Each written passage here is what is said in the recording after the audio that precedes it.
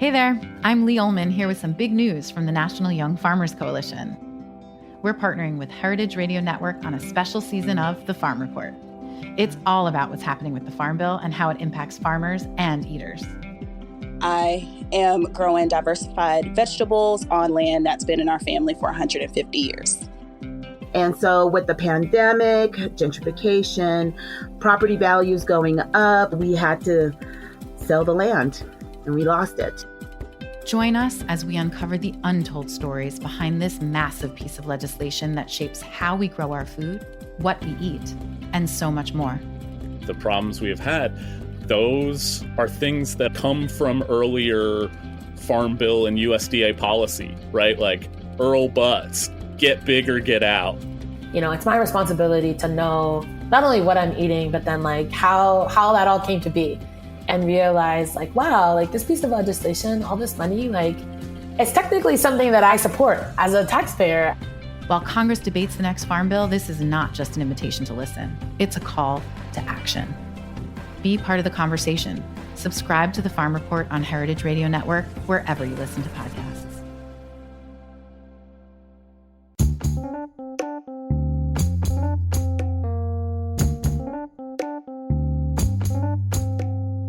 I'm Luke Griffin, and you're listening to Bushwick Podcast, local stories for a strong community here in Bushwick, Brooklyn. We partner with organizations throughout the neighborhood to share their remarkable journeys and break down the important issues facing Bushwick today. Last week, we met Maria Heron and Maritza Rios, two of the people behind one of Bushwick's most radical new businesses. My name is Maria Heron. I'm Maritza Rios. And we are from Mundos Books. Mundos is Bushwick's first bilingual bookstore and a space intended to help Bushwick's Latinx and Black communities celebrate culture, heritage, and personal empowerment. When we last spoke with Maria and Maritza, they were in the thick of preparing for the shop's grand opening last Friday, March 15th. If you haven't heard that episode yet, you'll want to check it out, because this week, we caught up with Maria and Maritza to unpack the final days leading up to the opening and hear how Mundos' official introduction to the neighborhood went. We are at the opening of Mundos Books. This is day 1, day 0.5. Gaye and I were here until 6 a.m. this morning. So we took a nap and we opened a little later than we intended, but we got it done, and there are so many people here, dozens of people here, and I couldn't be happier. It's March 22nd, 2019, and this episode is called Mundos Part 2.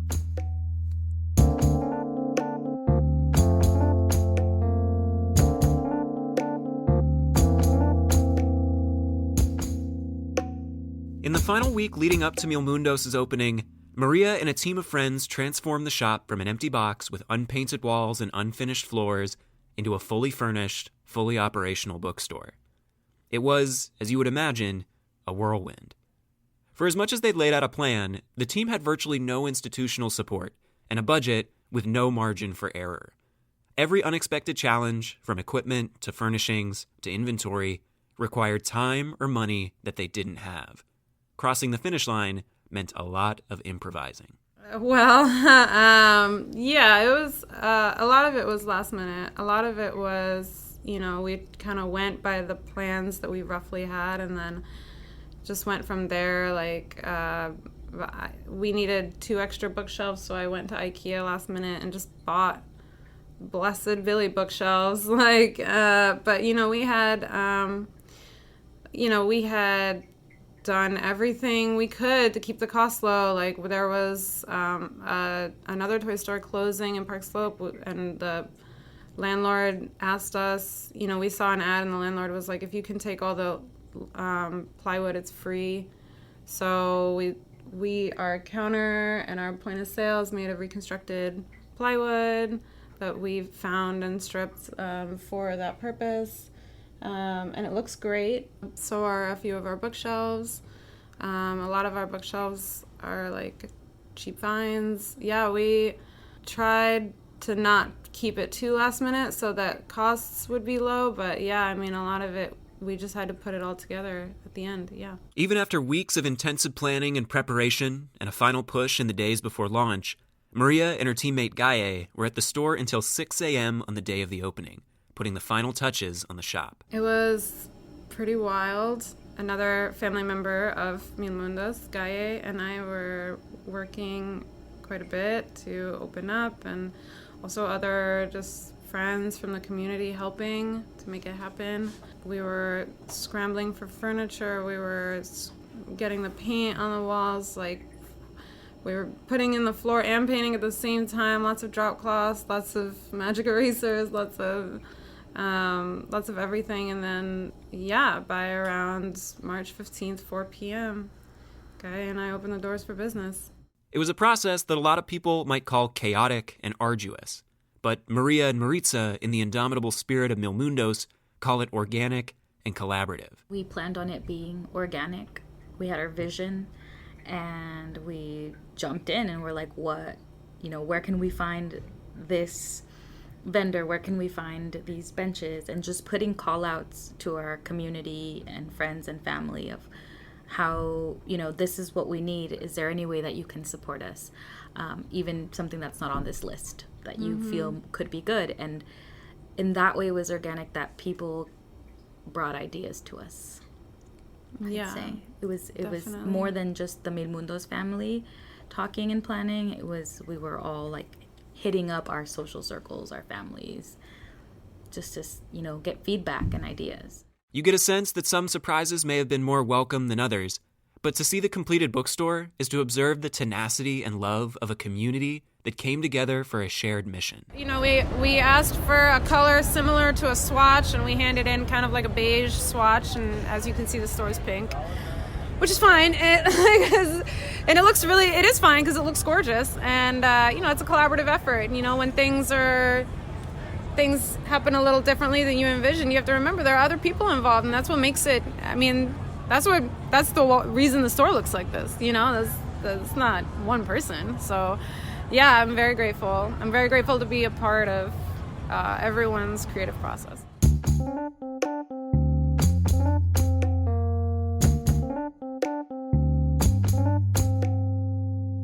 The final result of this creative process is a stylish and unique bookstore. When you enter, the beige, or rather pink, walls create a soft and welcoming atmosphere. To your left is the children's section, with kids' books and colorful toys. To your right is the cafe area, with a checkout counter complete with fresh pastelitos. Lining nearly every wall around you are shelves and shelves of books. One of the great surprises of visiting Mundos is the seamlessness with which Spanish and English titles are mixed. You're just as likely to stumble upon Erica L. Sanchez's Yo no soy tu perfecta hija mexicana as you are Ta-Nehisi Coates's Between the World and Me. The layout and the aesthetic will, of course, continue to evolve. The storefront, for example, doesn't yet have any signage. Instead, there's white chalk spelling out the hours on the windows, inviting you inside. But even now, Mundos is already capturing the interest of passersby. Within 15 minutes of opening on its first day, the store had its first customers, a woman and her young daughter. The very first thing Mundos sold was, in an amazing bit of poetry, a set of Spanish letter blocks made to help kids learn el alfabeto. It's a puzzle where you put the letters in, and we have it available in English and Spanish. She came in 15 minutes after we opened with her daughter and the stroller, and I was like, little things, I was like, oh, there's enough room for the stroller to get around the store, yes. Because we want to redo the cement in front, but we're trying to pay the bills this month, and just little things where I'm only seeing the things to worry about. And she came in and she was like, oh, this is so cool, and bought 2 toys. Yeah, and so I was very happy to see that. I was very happy to see kids interacting with educational materials here. That's what we want. We want it to be part of. It's to be a child in a bookstore is transformative.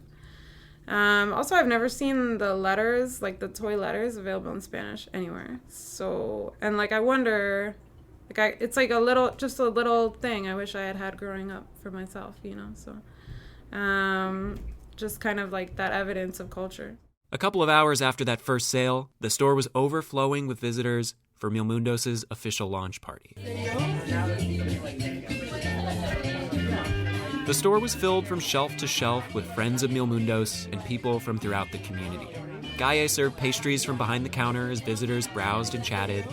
Maria, having worked until 6 that morning after hustling for weeks, looked like an athlete playing deep into the season's final game. But as she greeted and hugged each new visitor, she didn't look fatigued.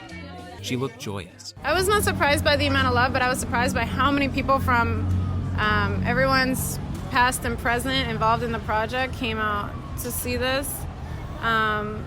It feels like a dream. It feels like, I don't know. It's cheesy.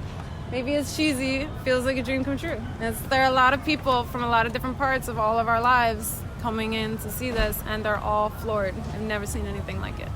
Today, of course, she's tired, and the season has really only just begun. But if the overwhelming response to the grand opening is any indication, the launch party will be just the first of many successful days to come. That night was magical. Everyone who was there says so. It was incredible to see. I thought about what the space might look like for events, and it helped to vision more. It was like there was growth even in that night. It was magical, and I think all of us here at Mundos, we want the space to be used in that way. We want to do events here. We want to forge community. We want to make space for all of those things, yeah.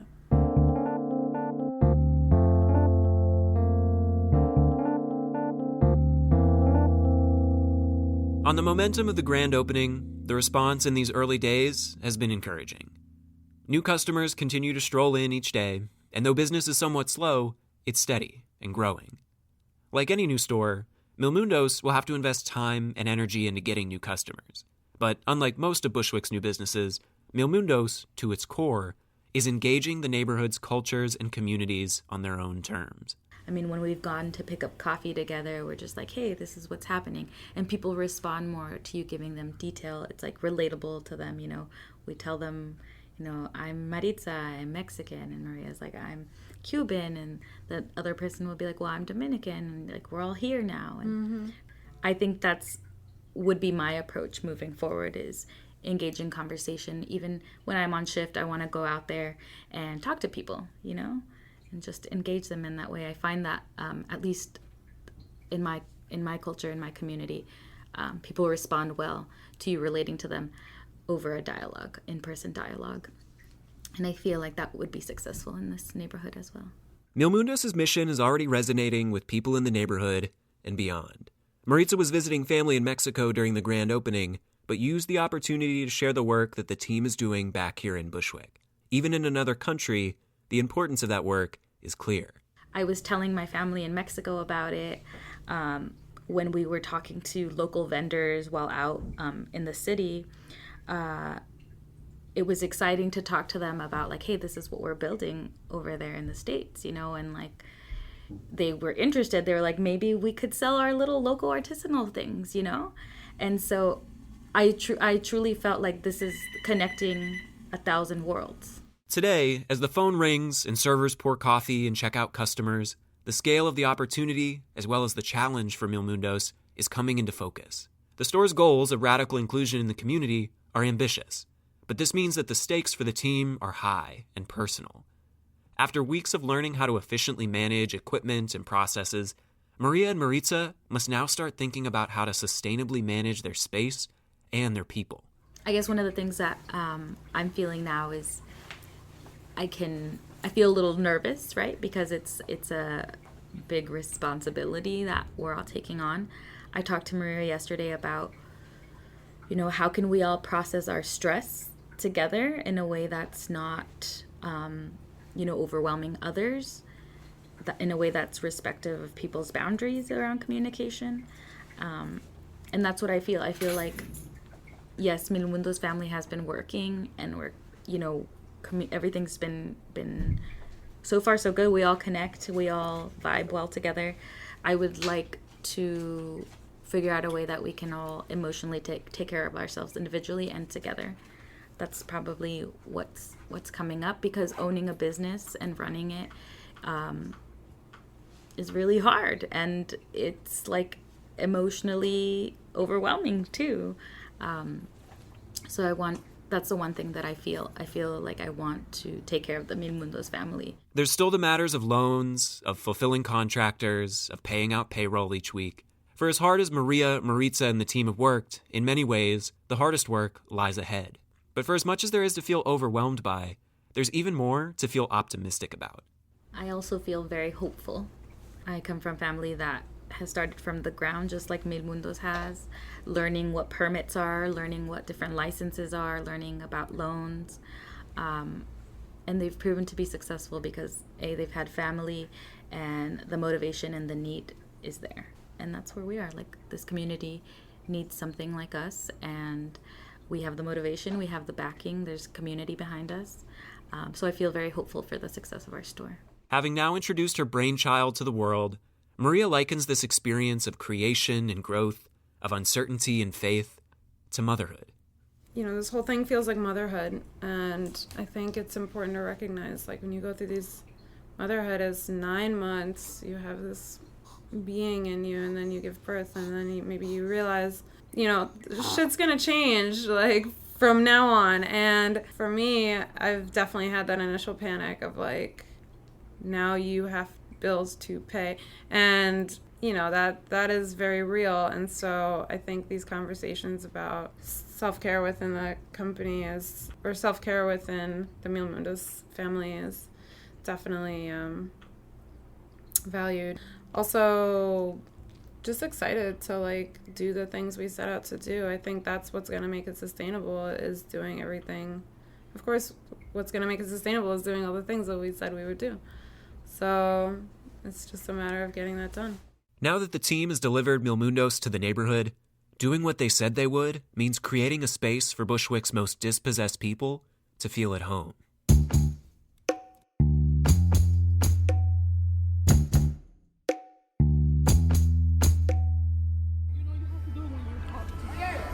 To accelerate their growth in the community, Maria and Maritza have been touring the neighborhood, posting Mundos flyers at shops and restaurants, and most importantly, building relationships with their new neighbors. Each step of the process in creating the bookstore has been animated by the belief that the community needs a place like Mundos, a space purposefully designed to bridge worlds and celebrate Bushwick's vibrant, if underserved, Latinx and Black cultures. The deeper Maria and Maritza connect with the neighborhood, the more they see just how ready Bushwick is for Mundos. As an example, they share a recent visit they paid to a potential competitor, a coffee shop a few blocks away. The guy behind the counter is this Dominican guy, and he's so sweet, and the coffee's so good, and they steam the milk like every time. It's so good. Yeah, it's great. We engaged in conversation with him when we went for coffee at some point, and we introduced ourselves. We found out that we all had a name that started with M, and that was like the first point where we connected. And then we were like, hey, we're opening a bookstore with a little cafe. And at that moment, when I mentioned cafe, I was like, maybe he might feel a little threatened. But his response was like, oh, you should get one of these. And he pointed to his espresso machine. And that, to me, was very encouraging. And I felt like flutters in my chest because he was like encouraging another Latinx POC business to be established here. And we left, and he was like, you can hang up flyers in my window, kind of thing. And that's the type of connection that I feel is like strong and will be long-lasting here in Bushwick. Mundos has successfully announced itself and claimed its space here in the community. Now begins the hard work of transforming that space into what the community needs it to be. I just could not envision my life in New York without a space like this. I was like, what is New York becoming? You know, like, what is... Facts. There, let me tell you, there's construction on Linden and Evergreen right now. There's construction on Gates and Evergreen. There's construction on Linden and Central. There's construction on Linden and Bushwick. Like, all I hear all day are bulldozers. All day. People transforming the neighborhood for what?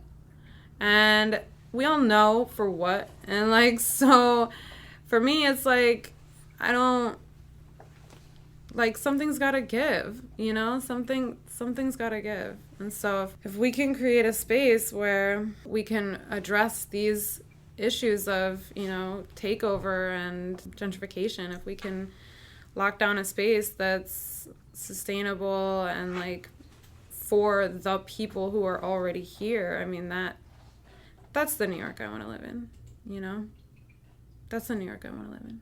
On the night of Mil Mundos' grand opening, outside the store, looking in on the dozens of visitors occupying a space that just hours before had existed only within Maria's imagination, we asked her, how does it all feel to see that space become a reality? It feels nascent. It feels nascent and in a way like not complete, but like introduced and begun. And I can't wait for the rest. I don't know. I'm not in any rush though. I'm so happy that there's space now for this. Yeah, I'm excited to collaborate. I'm excited now that there's space. I really can't wait to see what Mil Mundos and other groups can do together. For sure. It only goes up from here. Yeah. Well, congratulations again on a successful opening. Thank you. Mil Mundos is open now at 308 Irving Avenue, off the corner of Linden and just a couple of blocks from the Myrtle Wyckoff subway stop. You can learn more about Mil Mundos by following them on Instagram at MilMundosNYC and on their website, milmundosbooks.com. That's MilMundosBooks.com. We'd like to extend a huge thanks to Maria, Maritza, Gaye, and the Mil Mundos family for taking us behind the scenes as they launched in the community. And as always, we'd like to thank you for listening this week. If you enjoy Bushwick Podcast, please do us a favor and tell a friend or leave us a review on iTunes. If you have questions, comments, or want to get involved, send us an email to hello@hearbushwick.com. That's HEAR Bushwick.com. Or DM us on our Instagram page at Bushwick Podcast. We'll be back next week with an episode you won't want to miss.